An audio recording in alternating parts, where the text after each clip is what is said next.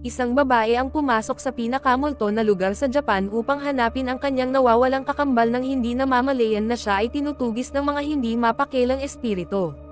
Nagsisimula ang pelikula sa isang babaeng desperadong tumatakbo sa dilim ng isang kagubatan, humihingi ng tulong. Pagkatapos ay mapupunta ang eksena sa isang babaeng nagngangalang Sarah, na biglang nagising mula sa isang nakakatakot na bangungot at agad na nagsimulang mag-impake ng kanyang mga gamit. Lumalabas na ang babaeng nakitang tumatakbo sa kagubatan ay ang kakambal ni Sarah na si Jess.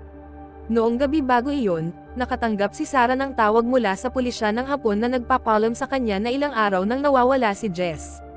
Ayon sa mga nakasaksi, ang huling lugar na nakita si Jess ay ang pagpasok sa kagubatan ng Aokigahara. Para sa mga hindi nakakaalam, ang Aokigahara ay isang kagubatan na matatagpuan sa paanan ng bundok Fuji sa Japan, na kilala sa maraming tao na piniling magtapos ng kanilang buhay doon. Dahil sa madilim nitong reputasyon, ang kagubatan ay matagal nang napapalibutan ng mga nakakatakot na alamat, at marami ang naniniwalang ito ay pinagmumultuhan ng mga hindi mapakilang espiritu. Matapos marinig ang balita, hindi maintindihan ni Sarah kung bakit hindi agad naglunsad ng paghahanap ang pulisya, kahit na nakatanggap na sila ng ulat ng nawawalang tao mula sa paaralan kung saan nagtatrabaho si Jess. Ipinaliwanag ng pulisya na dahil mag-isa si Jess na pumasok sa kagubatan ng Aokigahara, naniniwala silang wala siyang balak na matagpuan. Sinabi rin nila kay Sarah na kung walang matagpuan sa loob ng 48 oras pagkatapos makapasok sa kagubatan, karaniwang ipinapalagay nila na nagpakamatay ang taong iyon. Gayunpaman, bilang kakambal ni Jess, malakas ang kutob ni Sarah na buhay pa si Jess at nasa panganib. Pagkatapos tapusin ang tawag, agad na sinabi ni Sarah sa kanyang asawang si Rob na lilipad siya patungong Japan upang hanapin si Jess. Kumbinsido siyang buhay pa ang kanyang kakambal na babae at lubhang nangangailangan ng kanyang tulong. Bagamat sinubukan siyang pigilan ni Rob noong una, pumayag naman ito na hayaan na lang si Sarah na umalis ng mag-isa dahil may mga trabaho pa siyang aasikasuhin, at nangakong sasamahan siya nito sa Japan sa lalong madaling panahon. Pagdating sa Japan, nagpasya si Sarah na simulan ang kanyang paghahanap kinabukasan. Nang gabing iyon, habang nananatili sa kanyang silid sa hotel, naghanap siya ng impormasyon tungkol sa kagubatan ng Aokigahara. Gayunpaman, sa halip na makahanap ng mga kapaki-pakinabang na impormasyon, nakakita siya ng hindi mabilang na mga larawan ng mga taong nagpakamatay, kasama ang kanilang mga personal na gamit na nakakalat sa buong kagubatan. Dahil sa lahat ng ito, mas lalong nahihirapan si Sarah na paniwalaan na kusang loob na papasok si Jess sa isang nakakatakot na lugar. Hindi niya mapigil ang mag-isip kung ano ang nagtulak sa kanyang kakambal na babae na pumunta sa isang lugar na tulad nito. Nang gabing iyon, habang nakatulog ng mahimbing si Sarah, isa na namang nakakatakot na bangungot ang kanyang nasaksihan. Kinabukasan, binisita ni Sarah ang paaralan kung saan nagtatrabaho si Jess bilang guro. Pagpasok pa lang niya sa silid-aralan ni Jess, naghiyawan sa takot ang mga estudyante nang makita siya. Ipinaliwanag ng isa sa mga batang babae na napagkamalan niyang si Jess si Sarah. Dahil alam nilang mag-isang pumasok si Jess sa kagubatan ng Aokigahara at naiulat na nawawala, naniwala silang bumalik ito bilang isang yurei, isang hindi mapakali na espiritu na sinasabing gumagala sa mga buhay. Sinabi ng punong guro kay Sarah na, ayon sa sinaunang alamat, ang Aokigahara ay dating pinaniniwala ang isang lugar kung saan isinasagawa ang ugas, isang tradisyon kung saan ang mga matatandao, malubhang may sakit na miyembro ng pamilya ay iniiwan sa kagubatan upang mamatay.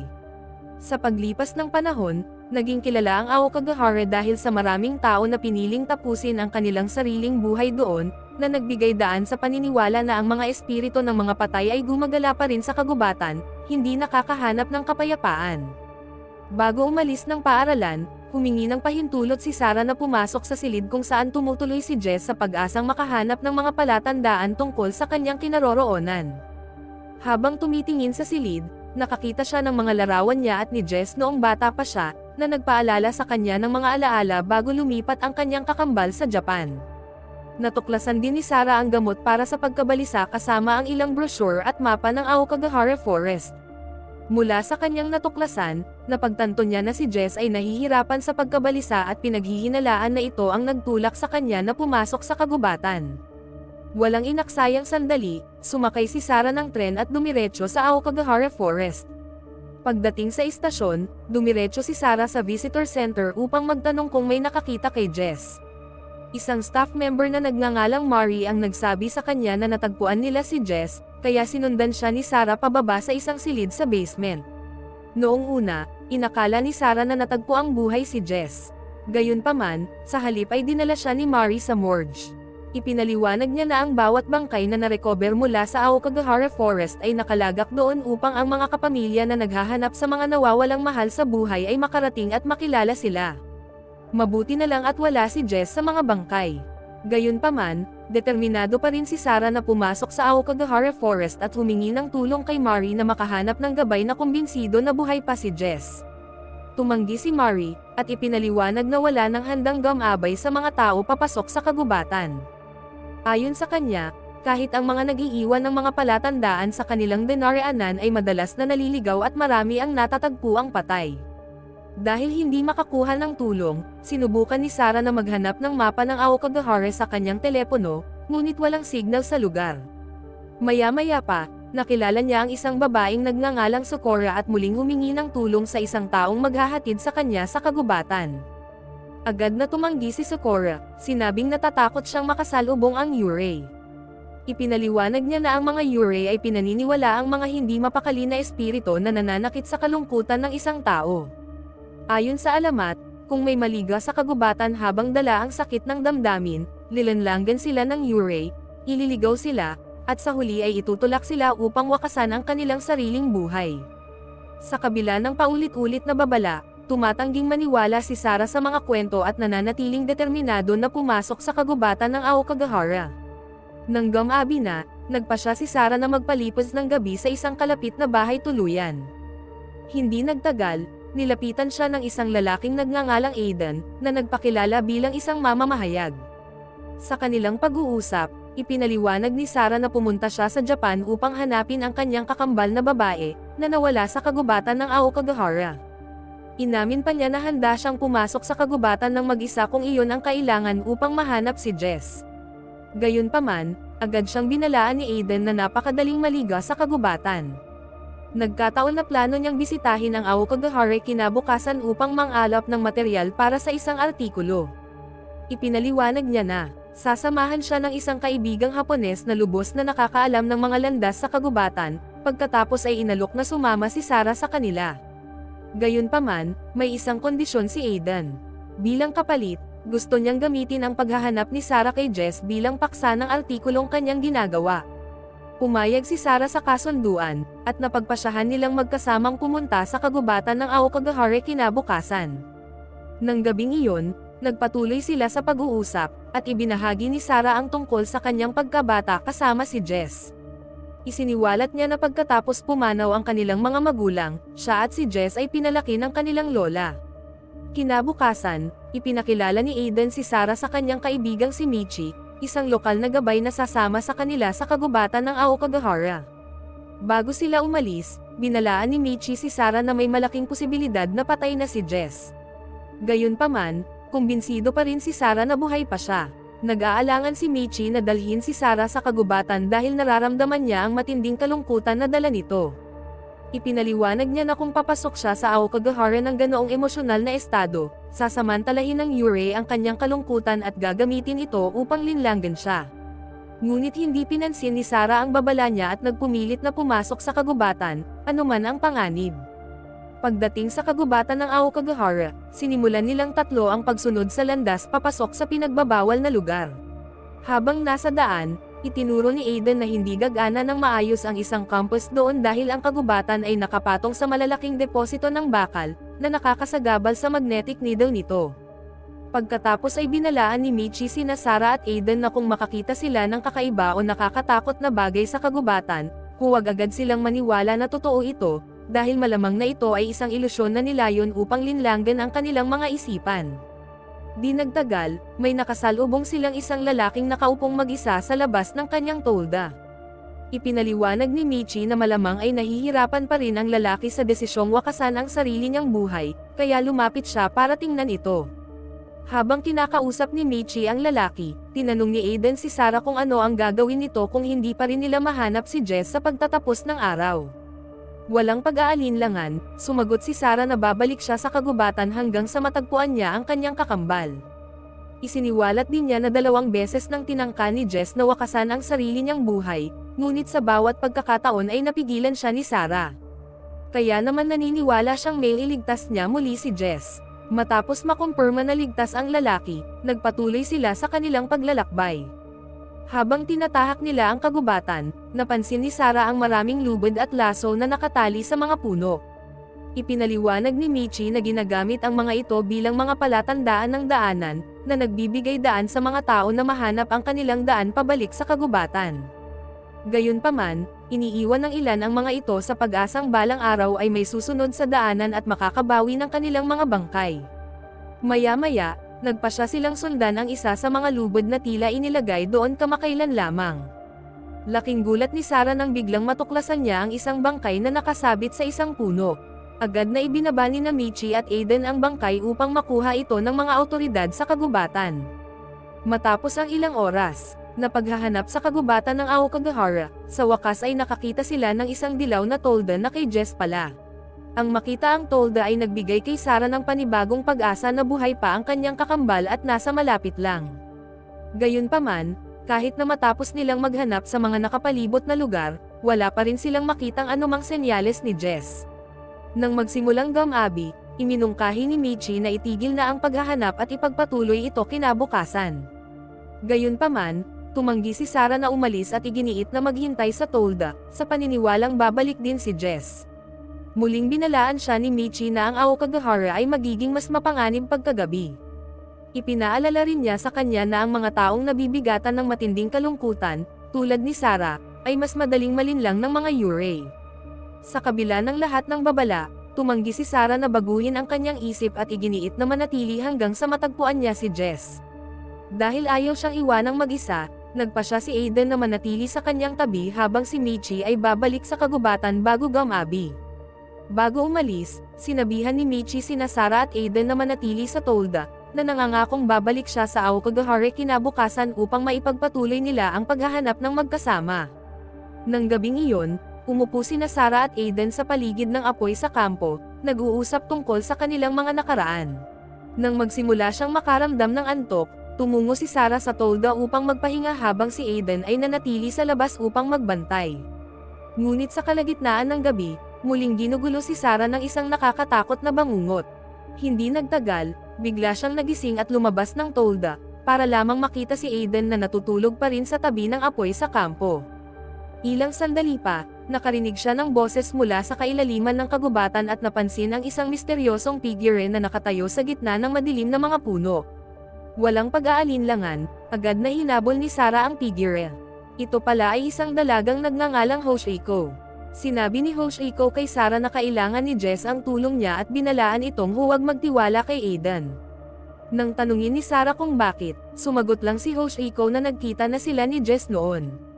Bago pa siya makapagpaliwanag ng higit pa, biglang umalangaw-ngaw ang boses ni Aiden sa kagubatan, tinatawag ang pangalan ni Sarah. Nang marinig ito ni Hoshiko, lumingon siya at tumakbo papasok sa kakahuyan. Hinabol siya ni Sarah ngunit aksidenteng nahulog at nasugatan ang sarili. Maya-maya, natagpuan ni Aiden si Sarah at mabilis itong tinulungan pabalik sa tolda. Kinaumagahan, nagpasya sina Sarah at Aiden na ipagpatuloy ang kanilang paghahanap ng hindi na hinihintay ang pagbabalik ni Michi. Habang naglalakad, pinili ni Aiden na sundan ang ilog, sa paniniwalang ito ang magdadala sa kanila palabas ng kagubatan. Gayunpaman, habang naglalakad, nagulat si Sarah nang makita ang isang bangkay na inaanod pababa ng agos. Habang patuloy sila sa paglalakad, biglang napagtanto ni Sarah na si Aiden ay papunta sa kabilang direksyon mula sa landas na kanilang tinatahak kanina. Ipinaliwanag ni Aiden na sinusundan nila ang ilog pababa, kaya tama pa rin ang direksyon nila. Ngunit nang lumingon si Sarah sa ilog, napansin niya na ang agos ay umaagos na ngayon sa kabaligtaran ng direksyon mula kanina. Ang nakakabahalang pagbabago ay nag-iwan sa kanya ng kalituhan at pagtataka kung pareho pa rin ba sila ng landas. Habang tinatahak nila ang kagubatan, biglang tumunog ang telepono ni Aiden at aksidenteng nagpatugtog ng recording ng kanilang pag-uusap noong nakaraang gabi. Nabigla si Sarah nang mapagtanto niyang palihim na ni-record ni Aiden ang buong pag-uusap nila nang hindi humihingi ng pahintulot mula sa kanya. Mabilis na ipinaliwanag ni Aiden na nirecord lamang niya ito para gamitin bilang tala para sa artikulong isinusulat niya. Gayunpaman, nalulungkot pa rin si Sarah na nirecord niya ang isang personal na pag-uusap nang hindi sinasabi sa kanya na naging dahilan upang mawalan siya ng tiwala sa kanya. Biglang umalangaw-ngaw sa kanyang isipan ang babala ni Hoshiko noong nakaraang gabi. Nagsimulang maghinala si Sarah na may itinatago si Aiden at maaaring may kinalaman ito sa pagkawala ni Jess. Dahil sa matinding emosyon, kinuha niya ang telepono ni Aiden at binura ang bawat recording. Habang ini-scroll niya ito, natuklasan niya ang isang larawan ni Jess na lalong nagpahina sa kanya.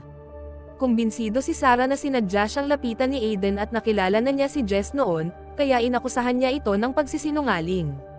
Paulit-ulit na itinatanggi ni Aiden ang lahat ng paratang, at iginiit na hindi pa niya nakikilala si Jess. Dahil ayaw nang maniwala sa kanya, itinapon ni Sarah ang kanyang telepono at tumakbo ng mag-isa papunta sa kagubatan. Matapos humiwalay kay Aiden, nagpatuloy si Sarah sa mas malalim na bahagi ng kagubatan ng mag-isa, tinali ang mga lubid sa mga puno bilang palatandaan ng daanan upang masundan niya ang kanyang mga hakbang kung kinakailangan. Habang naglalakad siya, bigla siyang nakarinig ng bulong na nagsasabi sa kanya na lumingon. Sinubukan niya itong baliwalain at patuloy na sumulong, ngunit ilang sandali pa ay may nangyaring nakakakilabot sa likuran niya. Nang ibabaw ang takot at tumakbo si Sarah sa kagubatan ng pinakamabilis niyang makakaya hanggang sa aksidente siyang mahulog sa isang hukay sa ilalim ng lupa. Sa ibang bahagi ng kagubatan, bumalik si Mishi sa dilaw na toldo kung saan nagpalipas ng gabi sina Sarah at Aiden. Gayunpaman, pagdating niya, natuklasan niyang wala na silang dalawa. Nang mapagtanto ni Mishi na may nangyaring lubhang mali, agad niyang iniulat ang pagkawala nina Sarah at Aiden sa mga forest ranger upang masimulan ang paghahanap sa lalong madaling panahon. Kinontak din niya si Rob, ang asawa ni Sarah. Nang marinig ni Rob ang balita, lumipad siya patungong Japan upang sumama sa paghahanap kina Sarah at Aiden. Pagbalik sa hukay sa ilalim ng lupa, si Sarah, na nasasaktan pa rin, ay desperadong naghanap ng daan palabas. Gayunpaman, habang tinatahak niya ang kuweba, hindi inaasahang makakaharap niya muli si Hoshiko. May nakakabahalang ngiti, sinabihan ni Hoshiko si Sarah na sundan siya kung gusto niyang hanapin si Jess. Walang pag-aalinlangan, sinundan siya ni Sarah, ngunit ilang sandali pa, unti-unting nagbago ang anyo ni Hoshiko at naging isang nakakatakot na bagay. Dahil sa takot, agad na lumingon si Sarah at tumakbo ng mabilis hanggat maaari, sumisigaw ng tulong. Sa gitna ng kanyang pagkataranta, may nakasalubong siyang kakaibang nilalang. Isa itong maliit na kamera na nakahiga sa lupa. Nang buksan niya ito, nakakita siya ng sunod-sunod na mga litrato na biglang nagpaalala sa kanya ng mga alaala mula sa kanyang nakaraan. Maya-maya pa, narinig ni Aiden ang sigaw ni Sarah at natagpuan niya ito, tinulungan siyang makaahon mula sa hukay. Ipinaliwanag niya na nakakita siya ng radyo ng isang forest ranger at nakatawag siya ng tulong dahil hindi kalayuan ang istasyon ng ranger sa kanilang lokasyon. Gayunpaman, kahit na matapos ang lahat ng nangyari, hindi pa rin lubos na nagtitiwala si Sarah sa kanya. Dahil sa kagustuhang patunayan na tunay, nitong nais tulungan si Sarah na mahanap si Jess at wala siyang balak na saktan ito, inabutan ni Aiden si Sarah ng kutsilyo para makaramdam ito ng mas ligtas sa piling nito. Maya-maya, naglakad si Sarah papunta sa pampang ng ilog para linisin ang sugat sa kanyang kamay. Habang tinatanggal niya ang benda, laking gulat niya nang makita ang mga uod na gumagapang palabas ng sugat at dahan-daang sumusubok sa kanyang pulso. Dahil sa paniniwalang totoo ang nakakatakot na tanawin, dahan-dahan niyang itinaas ang kutsilyo, naghahandang hiwain ang kanyang pulso para tanggalin ang mga uod. Mabuti na lang at bago pa man niya masaktan ang sarili, tinawag ni Aiden ang kanyang pangalan, na nagpagising sa kanya mula sa halusinasyon. Pagkatapos, dinala ni Aiden si Sarah sa isang istasyon ng forest ranger na natuklasan niya kanina. Pagdating nila, sinimulan ni Aiden ang pagkukumpuni ng radyo para makahingi sila ng tulong. Gayunpaman, mabilis na bumalik ang hinala ni Sarah nang biglang humingi ng tulong si Aiden kay Sarah. Habang abala si Aiden sa pag-aayos ng radyo, ginalugad ni Sarah ang gusali at kalaunan ay nakakita ng isang nakakandadong pinto. Kumbinsido siyang papunta ito sa isang silong, at natiyak niyang nakulong si Jess sa loob matapos marinig ang boses nito na tumatawag mula sa kabilang panig. Ilang sandali pa, isang maliit na sulat ang nailagay sa ilalim ng pinto. Ang taong pinaniniwalaan ni Sarah na si Jess ay nagtanong kung malapit lang si Aidan. Matapos kumpirmahin ni Sarah na malapit lang siya, isa pang sulat ang nagbabala sa kanya na papatayin silang dalawa ni Aidan at hinimok siyang kunin ang susi ng kwarto. Walang pag-aalinlangan, pinaniwalaan ni Sarah ang bawat salita. Kumuha siya ng kutsilyo mula sa kusina at hinarap si Aidan, at hiniling na ibigay nito ang susi. Mahinahong ipinaliwanag ni Aidan na ang susi ay nasa loob ng kanyang sapatos at sinabing kukunin niya ito para kay Sarah. Gayunpaman, nang abutin niya ang kutsilyo sa kamay ni Sarah, nagagawan ang dalawa dito at aksidenteng nasaksak si Aidan, na agad na ikinamatay. Ilang sandali pa, ang pintong nakakandado ay biglang bumukas ng kusa. Agad na pumasok si Sarah at labis na natakot nang makita ang mga bangkay ng kanyang mga magulang. Sa wakas ay nabunyag na hindi sila namatay sa isang aksidente sa sasakyan gaya ng lagi niyang pinaniniwalaan. Sa katotohanan, pinatay ng kanilang ama ang kanilang ina bago nagpatiwakal gamit ang baril. Nasaksihan ni Jess ang buong trahedya matapos siyang unang bumaba habang tinakpan ng kanilang lola ang mga mata ni Sarah bago pa man niya makita ang nangyari. Dahil dito, natagpuan ang bangkay ni Sarah sa silong ng apartment. Tanging si Jess lamang ang nakakaalam ng nakapangangilabot na katotohanan tungkol sa pagkamatay ng kanilang mga magulang. Ang trauma mula sa nakapangangilabot na gabing iyon ay nag-iwan kay Jess na nahihirapan sa matinding pagkabalisa habang hindi namamalayang ibinaon ni Sarah ang alaala sa kanyang subconscious. Biglang nabuhay muli ang bangkay ng kanilang ama at inatake si Sarah, hinawakan ang kanyang braso. Dahil sa paniniwalang wala na siyang ibang magagawa, pinutol ni Sarah ang kamay ng kanyang ama bago tumakas palabas ng gusali. Sa labas, napapaligiran siya ng hindi mabilang na Yurei. Habang desperado siyang tumatakbo, narinig niya si Jess na tinatawag ang kanyang pangalan at agad na tumakbo patungo sa pinanggalingan ng boses. Gayunpaman, biglang lumitaw si Hoshiko at pinigilan siya, na nagbunyag ng nakapangangilabot na katotohanan. Bagamat naniniwala si Sarah na pinuputol niya ang kamay ng kanyang ama, ang totoo ay hinihiwa niya ang sarili niyang palso, na kulong sa isang halusinasyon na nilikha ng Yurei. Ipinaliwanag ni Hoshiko na si Sarah ay namatay na sa loob ng lumang bahay matapos magdugo hanggang sa mamatay. Ilang sandali pa, ang mga hindi mapakali na espiritu na nagmumulto sa kagubatan ng Aokigahara ay kinaladkad si Sarah palayo hanggang sa ang kanyang katawan ay lumunin ng lupa. Sa huli, si Sarah ang naging susunod na biktima ng Yurei matapos baliwalain ang bawat babala tungkol sa pagpasok sa kagubatan ng Aokigahara habang dala ang matinding kalungkutan. Mula nang pumasok siya sa kagubatan, paulit-ulit na nasaksihan ni Sarah ang kakaiba at nakakatakot na mga pangyayari. Gayunpaman, dahil tumanggi siyang maniwala sa pagkakaroon ng Yurei, binaliwala niya ang bawat senyales ng babala hanggang sa tuluyan siyang nakulong sa isang serye ng mga halusinasyon na humantong sa kanyang kamatayan.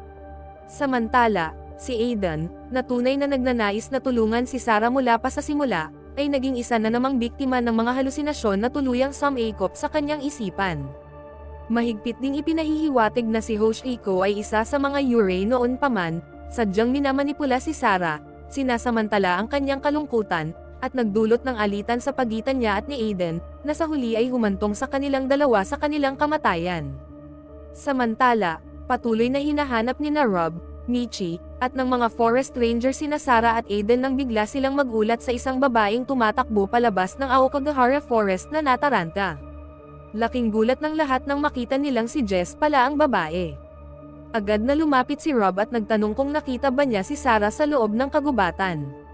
Gayunpaman, mukhang nalilito si Jess at ipinaliwanag na sa loob ng 4 na araw na siya ay nakulong sa Aokigahara, wala siyang nakitang sinuman. Pagkatapos ay sinamahan ng mga forest ranger si Jess sa isang sasakyan para sa paglikas, ngunit tumanggi siyang umalis matapos malaman na si Sarah ay naglakbay hanggang Japan upang hanapin siya at ngayon ay nawala na. Habang nakatingin muli si Jess sa kagubatan ng Aokigahara, bigla siyang natahimik, ang kanyang ekspresyon ay naging blanka. Malamang na sa mismong sandaling iyon, napagtanto niya na ang ugnayan nila ng kanyang kakambal ay naputol na matapos mamatay si Sarah. Bagamat mas matagal na nasa loob ng kagubatan si Jess, nagawa niyang manatiling kalmado at nilabanan ang impluwensya ng mga Yurei. Sa kabilang banda, pumasok si Sarah sa kagubatan dala ang matinding kalungkutan at pagkabalisa, na naging dahilan upang mas maging mahina siya sa mga halusinasyon na likha ng mga Yurei. Sa huli, nilisan ni Rob at Jess ang lugar. Bago umalis, Sumulyap muna si Michi sa kagubatan ng Aokigahara at nasulyapan si Sarah, na ngayon ay isa na sa mga Yurei, na gumagala sa kakahuyan. Nang opisyal nang itigil ang paghahanap, hindi pa rin natagpuan ang bangkay ni Sarah o ni Aiden at dahil doon ay natapos na ang kwento.